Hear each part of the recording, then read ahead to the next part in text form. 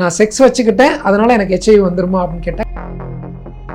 வராமல் தடுப்பதற்கு டேப்லெட் இருக்குது. 2 to 3 years கழிச்சு தான் வந்து பார்த்தீங்கன்னா சிம்டம்ஸே முதல் சிம்டமே தெரிய ஆரம்பிக்கும். அதே மாதிரி பார்த்தீங்கன்னா ஸ்லோவாக வந்து அவங்களுடைய வெயிட் லாஸ் வந்து ஆக ஆரம்பிக்கும். 15 வருஷம் கூட அறிகுறியே இல்லாமல் இருப்பாங்க. இதுதான் டேஞ்சரஸ்.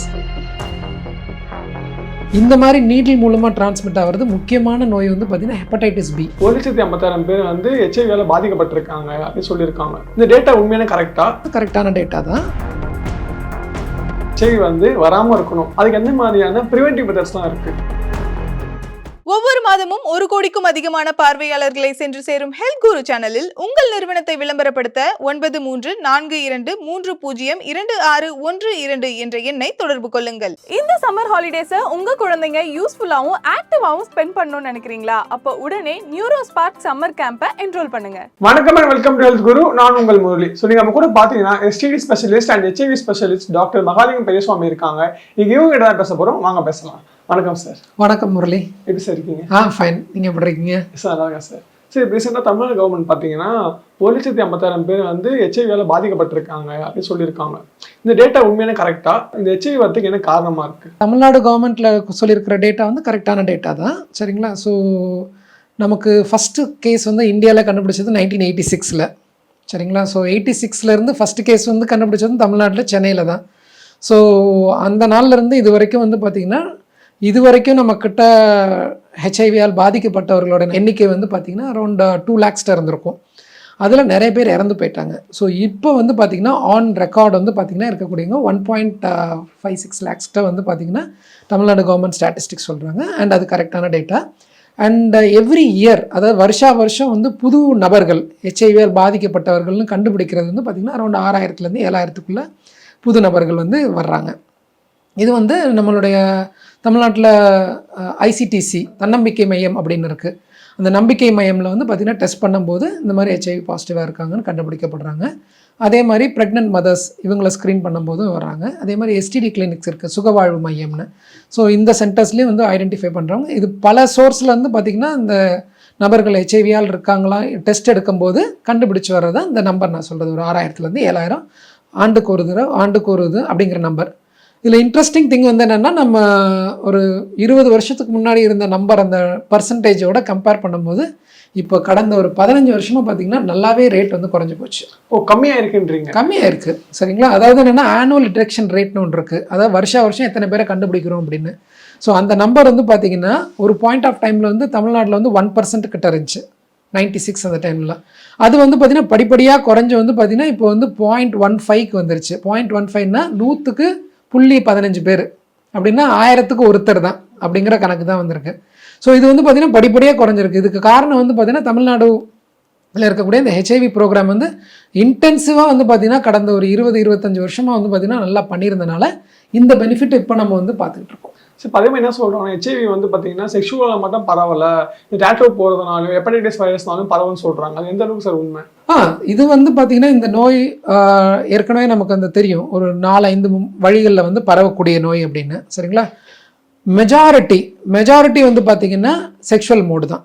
செக்ஷுவல் மோடுன்னு நம்ம இங்கே சொல்கிறது வந்து என்னென்னா உட்செலுத்தி உடலுறவு கொள்றதுன்னு சொல்கிறோம். சரிங்களா? ஆணுடனோ ஆண் பெண்ணுடனோ இல்லாட்டி பெண் ஆணுடனோ ஆர் பெண்களோடனோ இல்லாட்டி திருநங்கைகளோட யார் கூட வேணாலும் செக்ஸ் வச்சுக்கிட்டோம்னா இந்த உட்செலுத்தி உடலுறவு கொள்வது அப்படிங்கிற ஒரு முறையில் வந்து பார்த்திங்கன்னா இந்த நோய் பரவதுக்கு வாய்ப்பு இருக்குது. இதுதான் மேஜர் ரூட் ஆஃப் டிரான்ஸ்மிஷன். நம்ம நிறைய டைம் வந்து பார்த்திங்கன்னா அதை மறந்துட்டு வந்து பார்த்திங்கன்னா டாட்டூ பற்றி தான் பேசுகிறோம். சரிங்களா? செகண்ட் மோஸ்ட் காமன் வந்து பார்த்திங்கன்னா பிளட் டிரான்ஸ்ஃபியூஷன். பிளட் மூலமாக, அதாவது சுத்திகரிக்கப்படாத பரிசோதிக்கப்படாத ரத்தத்தை டிரான்ஸ்ஃபியூஸ் பண்ணுறதுனால ஒருத்தருக்கு மாற்றுறதுனால வரக்கூடிய ப்ராப்ளம் இருக்குது. 3வது அதிகமாக இருக்கக்கூடியது வந்து பார்த்திங்கன்னா இந்த போதை ஊசி மூலமாக மருந்து பகிர்றாங்கல்ல. ஸோ ஒரே நீடில் வந்து சுத்திகரிக்காமல் அடுத்தவங்களுக்கு பகிர்ந்து கொடுக்கறதுனால யூஸ் பண்ணுறதுனால வரக்கூடியது அந்த இதுலேயே தான் வந்து பார்த்திங்கன்னா இந்த டாட்டூ அந்த மாதிரி வரதும் வந்து பார்த்திங்கன்னா வருது. பட் டாட்டூவில் வந்து கம்பேரிட்டிவ்லி லெஸ் தான், டிரான்ஸ்மிஷன் ரேட் வந்து கம்மி தான். சரிங்களா? ஹெச்ஐவி பொறுத்த வரைக்கும். 4வது முறை வந்து பார்த்திங்கன்னா ப்ரெக்னென்ட் மதர்கிட்ட குழந்தைக்கு டிரான்ஸ்மிட் ஆகக்கூடியது. இது வந்து கருவுற்ற தாய்மாருக்கு ஹெச்ஐவி இருந்தால் குழந்தைக்கு வந்து பார்த்திங்கன்னா ஹெச்ஐவி வர்றதுக்கு வாய்ப்பு வந்து 30% இருந்துச்சு முன்னாடி. அதாவது 3ல் ஒரு ப்ரெக்னன்சியில் குழந்தைக்கு வந்துருங்கிற மாதிரி. இப்போ இன்டென்சிவாக நல்லா ஒர்க் பண்ணி இப்போ மதருக்கு வந்து இந்த வைரஸோடைய லோடை குறைச்சதுனால குழந்தைக்கு இப்போ வராமையே குழந்தைங்க பிறக்கிறாங்க. இப்போ இந்த 30% பார்த்தீங்கன்னா இப்போ ஈவன் 1% கூட இல்லைங்கிற அளவுக்கு குறைஞ்சாச்சு. ஸோ அந்த அளவுக்கு வந்து பார்த்திங்கன்னா நல்ல எஃபெக்டிவாக வந்து பார்த்திங்கன்னா ப்ரோக்ராம்ஸ் கண்ட்ரி ஃபுல்லாக நல்லா பண்ணிக்கிட்டு இருக்காங்க. ஸோ ஹெச்ஐவியால் பிறக்கிற குழந்தைகள் வந்து ஆல்மோஸ்ட் ரொம்ப மினிமல். இப்போ தமிழ்நாடுலாம் பார்த்திங்கன்னா ரொம்ப கம்மியாக போயிட்டாங்க. சரிங்களா? ஸோ இது இல்லாமல் last but not the least வந்து பார்த்திங்கன்னா ஹெல்த் கேர் ப்ரொவைடர்ஸ்க்கு டிரான்ஸ்மிட் ஆகக்கூடிய சான்ஸ் இருக்குது. இப்போ எங்களை மாதிரி டாக்டர்ஸ் வந்து பார்த்திங்கன்னா ட்ரீட் பண்ணும்போது தவறுதலாக பேஷண்ட் பிளட் வந்து எங்கள் கையில் கட் பண்ணி இந்த மாதிரி தான் இருந்துச்சுன்னா வரதுக்கான ரிஸ்க் இருக்குது. பட் இது வந்து ரொம்ப ரொம்ப மினிமல் தான். இந்த டிரான்ஸ்மிஷன் ரிஸ்க் வந்து ரொம்ப ரொம்ப மினிமல். அண்ட் இது வரைக்கும் வேர்ல்ட்லேயே மொத்தம் ஒரு 6-7 கேஸ் தான் இந்த மாதிரி பேஷண்ட்ஸை ட்ரீட் பண்ணனால ஹெல்த் கேர் ப்ரொவைடர்ஸ்க்கு வந்திருக்குங்கிற மாதிரி ரெக்கார்ட் இருக்குது. அதனால் இதுவும் பயப்பட வேண்டிய விஷயம் இல்லை. முக்கியமான விஷயம் செக்ஷுவல் இதுதான். சரிங்களா? நிறைய பேர் வந்து பார்த்திங்கன்னா ஆண்கள் பெண்களோட போனால் மட்டும்தான் வரும்னு பயந்துக்கிட்டு இருக்காங்க.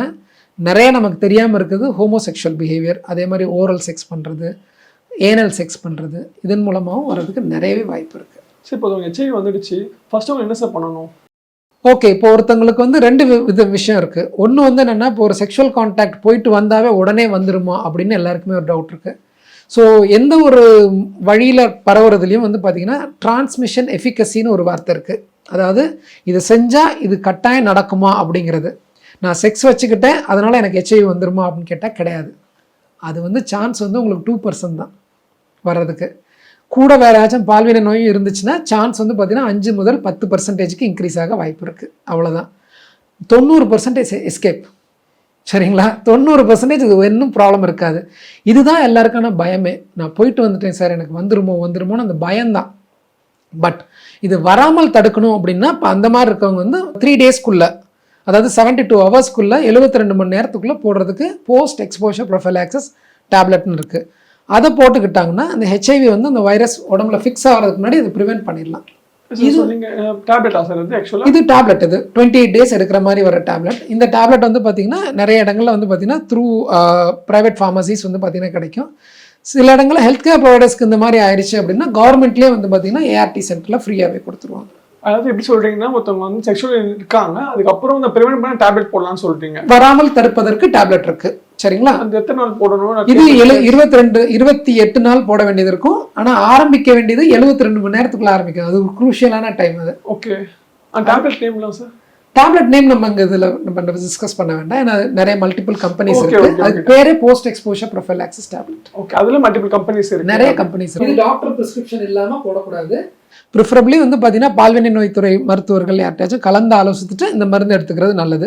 ஏன்னா இந்த மெடிசனுக்கும் சைடு எஃபெக்ட்ஸ் இருக்குது. ஸோ சைடு எஃபெக்ட்ஸ் பற்றி எல்லாமே ஃபாலோ பண்ணுறதுக்கு டாக்டரோட ப்ரிஸ்கிரிப்ஷனோட போகிறது பெட்டர். ஓகே சார், இப்போ ஒருத்தவங்க ஹெச்ஐவியால பாதிக்கப்பட்டாங்க, ஏதாவது சிம்டம்ஸ் தெரிஞ்சுப்பாங்க இப்போ எனக்கு ஹெச்ஐவி இருக்கா இல்லையான்ட்டு? ஓகே, இப்போ வந்து பார்த்தீங்கன்னா இந்த நோய் வந்து இப்போ கொரோனா மாதிரியோ இல்லாட்டி வந்து ஒரு சாதாரண ஒரு வைரல் ஃபீவர் மாதிரியோ பார்த்தீங்கன்னா உடனே வந்து பார்த்தீங்கன்னா அறிகுறி காட்டாது. மிஞ்சி போனால் வந்து ஒரு 7 நாள்லேருந்து 10 நாளுக்குள்ளே ஒரு லைட்டாக ஒரு பாடி பெயின் ஃபீவரோட இருக்கும்.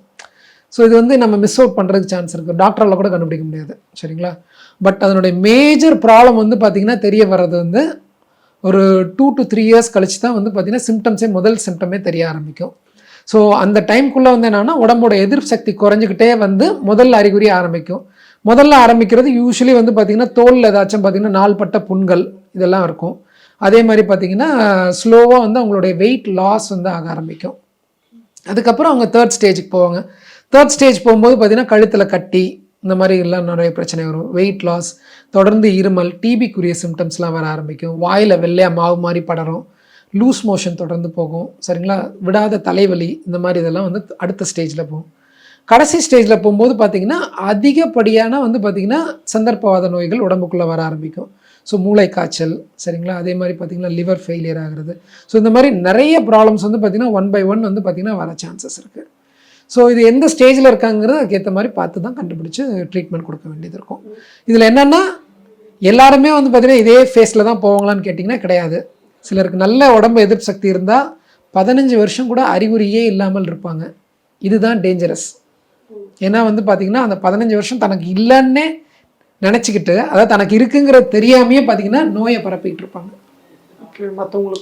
மற்றவங்களுக்கு ஃபார் எக்ஸாம்பிள் இப்போ அந்த டைமில் தான் கல்யாணம் பண்ணுறாங்கன்னு வச்சுக்கோங்களேன், ஒய்ஃபுக்கு கொடுப்பாங்க, ஒய்ஃப்ட்டு வந்து குழந்தைக்கு போகிறது, இதெல்லாம் இருக்கும். இப்படி தான் நிறைய பேருக்கு வந்திருக்கு.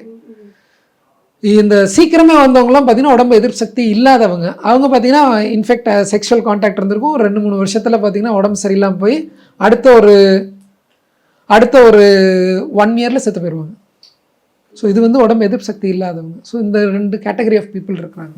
இப்போ ஹெச்ஐவி வந்தாலே இறந்து தான் போவாங்களா இல்லை எப்படி சார் தள்ளி போட முடியுமா? இப்போ வந்து பார்த்தீங்கன்னா நல்ல மெடிசின்ஸ் சரிங்களா 2004 கவர்மெண்ட்லேயே ஃப்ரீயாக கொடுக்க ஆரம்பிச்சிட்டாங்க. இப்போ இந்தியா ஃபுல்லாக பார்த்தீங்கன்னா ஒரு 700 மையங்கள் இருக்குது. தமிழ்நாட்டில் வந்து பார்த்தீங்கன்னா ஆல்மோஸ்ட் எவ்ரி டிஸ்ட்ரிக்டில் வந்து பார்த்தீங்கன்னா ஒரு centre government medical college hospital இருக்குது. இது இல்லாமல் லிங்க் ஏஆர்டி சென்டர்ஸ் இருக்குது. மக்களுக்கு கொஞ்சம் அருகிலே கிடைக்கிறதுக்கு மாதிரி அந்த இடத்துலையும் வந்து பார்த்திங்கன்னா இந்த மெடிசன்ஸ் வந்து கொடுக்க ஆரம்பிச்சிட்டாங்க. ஸோ அதனால் இந்த மெடிசன்ஸ் வந்து ஃப்ரீயாகவே கொடுக்குறாங்க. வெளியில் இதே மெடிசன் பார்த்திங்கன்னா அரௌண்ட் 3500 to 4000 rupees மந்த்லி ஆகும். இந்த மெடிசன் கவர்மெண்ட் வந்து ஃப்ரீயாகவே கொடுக்குறாங்க. இது 2004 கொடுத்துட்ருக்காங்க சரிங்களா. சரி, இப்போ நிறைய பேர் பயம் இருக்கும் சார் ஹெச்ஐவி பேஷண்ட்னாலே வந்து நம்ம சீக்கிரமாக பரவிடும் அப்படின்னு.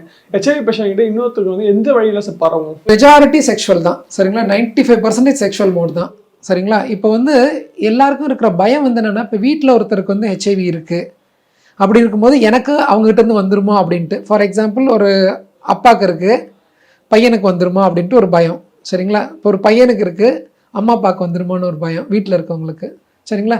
அண்ணனுக்கு இருக்குது தம்பிக்கு வந்துருமா, இப்படி மாற்றி மாற்றி பார்த்தீங்கன்னா வீட்டில் ஒருத்தருக்கு இருக்குன்னு தெரிஞ்சோன்னா எல்லாமே பயந்துருவாங்க. மெஜாரிட்டி பார்த்தீங்கன்னா வீட்டில் இருக்கும்போது எப்படி இந்த இன்ஃபெக்ஷியஸ் மெட்டீரியல் வெளியில் போகும் உடம்பை விட்டு சரிங்களா. ஸோ வர்றதுக்கு வாய்ப்பே இல்லை. ஃபார் எக்ஸாம்பிள் கண்ணிலேருந்து வர தண்ணி, மூக்கிலேருந்து வர சளி, உடம்புலேருந்து வர வியர்வை, வாயிலேருந்து வர எச்சி, யூரின், மோஷன், இதிலெல்லாம் பார்த்திங்கன்னா இந்த கிருமி இருக்கவே இருக்காது. அப்படிங்கும்போது நம்ம வீட்டில் கேஷுவலாக பழகும்போது தொட்டு பேசுகிறோம், தூக்கிறோம், வர்றோம், போகிறோம், இதில் பரவே பரவாது. அவங்க குடிக்கிற கிளாஸ் டம்ளர் எடுத்து நம்மளும் தவறுதலாக குடிக்கிறோம், அவங்க பிளேட்லேயும் நம்ம சாப்பிட்றோம், இதில் வரவே வராது. செக்ஷுவல் மோட் தான். அப்படிங்கும்போது வீட்டுக்குள்ளே யார் இருக்கா? வீட்டில் இருக்கிற ஃபேமிலி மெம்பர்ஸ்ட்டு ஸ்ப்ரெட் ஆகிறதுனா ஹஸ்பண்ட் டு ஒய்ஃப் தான் ரிலேஷன்ஷிப்பில் வரதுக்கு வாய்ப்பு இருக்குது. ஸோ அதனால் இது வந்து பரவுறதுக்கான வாய்ப்பு வந்து வீட்டுக்குள்ளே வந்து பார்த்திங்கன்னா வெரி வெரி வெரி ஆல்மோஸ்ட் 0ன்னு தான் சொல்லணும். அதனால் பயப்படாமல் ஹெச்ஐவி ஒருத்தவங்களுக்கு வீட்டில் இருக்குன்னா அவங்களுக்கு வந்து தாராளமாக வந்து அவங்களுக்கு கேர் கொடுக்கலாம். இப்போ எஸ்டிஐ ஒன்று கேள்விப்பட்டிருக்கோம், இந்த எஸ்டிஐ ஒன்று இருக்குல்ல சார், அது எப்படி? எல்லாம் ஒன்று தான். செக்ஷுவலி டிரான்ஸ்மிட் டிசீசஸ்னு முன்னாடி பேர் இருந்துச்சு. அதை வந்து பார்த்தீங்கன்னா பிறப்புறுப்பில் மட்டும் அறிகுறிகள் காட்டிகிட்டு இருக்கிறது. எஸ்டிஐன்னு இப்போ புது பேர் கொடுத்துருக்காங்க. இந்த இன்ஃபெக்ஷன்ஸ் எந்த இன்ஃபெக்ஷன் அதான் பிறப்புறுப்புலையும் காட்டலாம், உடம்பு ஃபுல்லாகவும் காட்டலாம். இது எல்லாமே உடலுறவு மூலமாக வரக்கூடிய இன்ஃபெக்ஷன் தான். அது ஒரு 26 வகை இருக்குது. ரொம்ப காமன் வந்து பார்த்திங்கன்னா சிஃபிலிஸ், கொனோரியா, அந்த மாதிரி இன்ஃபெக்ஷன், ஹெர்பிஸ், அக்கின்னு சொல்லுவாங்க, இதெல்லாம் வரும். இதெல்லாம் பார்த்திங்கன்னா பிறப்புறுப்புலேயே அறிகுறிகள் காட்டும்.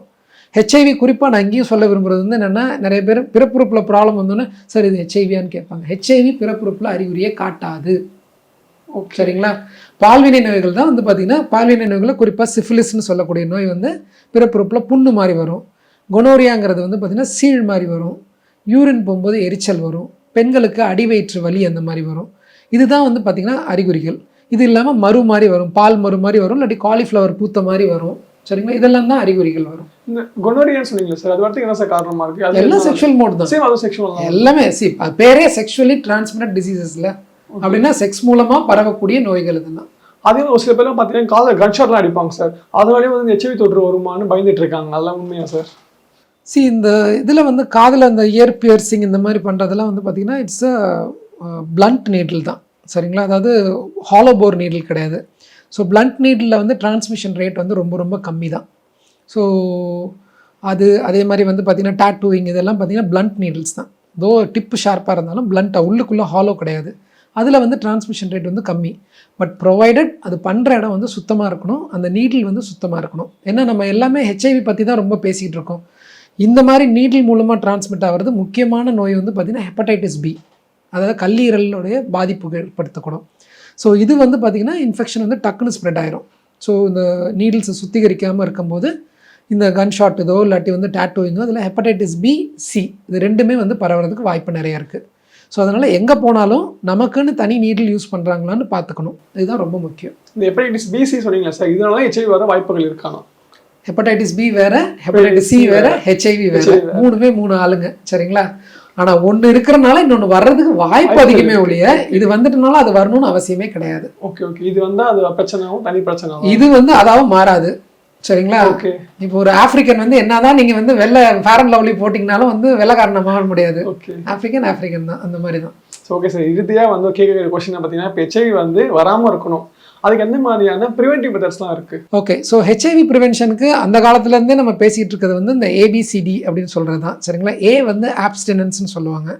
ஆப்ஸ்டினன்ஸ்னால் வந்து திருமணத்திற்கு முன்பு உடலுறவை தவிர்த்தல் சரிங்களா. இதுதான் சொல்லிக்கிட்டே இருக்கும். பட் இருந்தாலும் இது வந்து பார்த்திங்கன்னா இப்போ இன்னைக்கு இருக்க காலகட்டத்தில் இது ரொம்ப கேஷுவலாக போயிடுச்சு.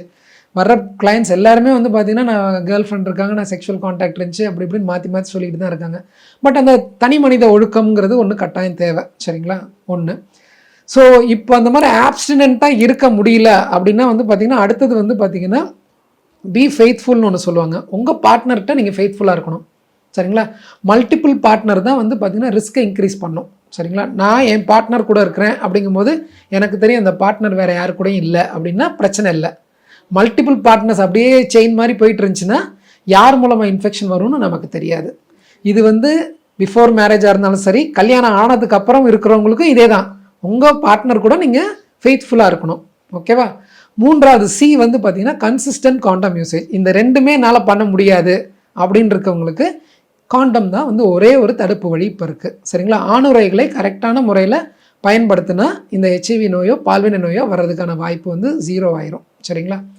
டி வந்து ட்ரக் யூசேஜ். சரிங்களா? அதாவது போதை மருந்துகளை உபயோகிக்கிறத தவிர்த்துக்கணும்.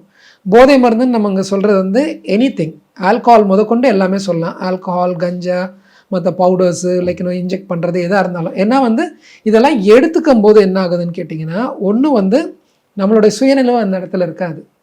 நிறைய பேர் வர்றது வந்து என்னென்னா, நான் ட்ரிங்க்ஸ் எடுத்துருந்தேங்க சார், அந்த டைமில் என்ன பண்ணேன்னே தெரியல அப்படின்ட்டு தான் வருவாங்க. ஸோ நமக்கு அந்த காண்டம் யூஸ் பண்ணணும்னு அந்த டைமில் தெரியாது. ஸோ ட்ரக்ஸை அவாய்ட் பண்ணணும். இவ்வளோதான். இந்த ஏபிசிடியை கரெக்டாக ஃபாலோ பண்ணாவே எந்த ப்ராப்ளமும் இருக்காது.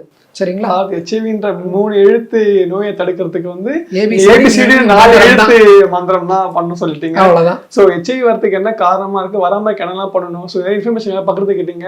உங்க நேரத்தை எங்களுக்காக ஒதுக்குறதுக்கு மிக்க நன்றி சார். நன்றிங்க. ஒவ்வொரு மாதமும் 1 கோடிக்கும் அதிகமான பார்வையாளர்களை சென்று சேரும் ஹெல்த் குரு சேனலில் உங்கள் நிறுவனத்தை விளம்பரப்படுத்த 9342302612 என்ற எண்ணை தொடர்பு கொள்ளுங்கள்.